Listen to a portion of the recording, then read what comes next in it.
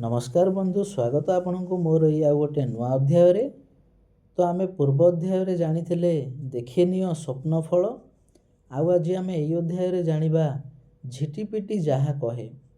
तो चलंतु बंधु डेरी न करी आमे आरंभ करिबा। झिटिपिटी जाहा कहे, पादरे झिटिपिटी पड़िले फल देश भ्रमण जोग।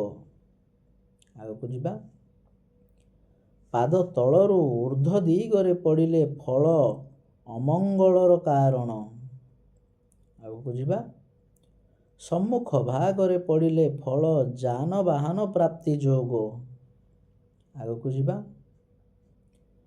जानु प्रदेशरे पड़िले फल अर्थक्षय हेबा जोग। आगकु जिबा, गुह्यद्वार रे पड़िले फल मृत्यु निश्चय हेब।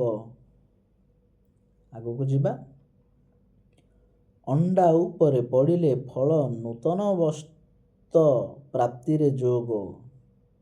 आगकु जिबा, पृष्ठ उपरे पड़िले फल भूसंपत्ति प्राप्ति जोग। आगकु जिबा, हृदय उपरे पड़िले फल पत्नी प्राप्ति, पत्नी सुख प्राप्ति। आगकु जिबा, हस्त उपरे पड़िले फल अर्थ प्राप्ति जोग होइथाए। आगकु जिबा, बाम बा दक्षिण बाहुरे पड़िले फल मानसिक आनंद प्राप्ति। आगकु जिबा, कंठ प्रदेश रे पड़िले फल अर्थागम बहु सुख जोग। आगकु जिबा, मुख उपरे पड़िले निष्पन्न द्रव्य भोजन जोग। आगकु जिबा, नासा उपरे पड़िले सुगंधित द्रव्य प्राप्ति जोग।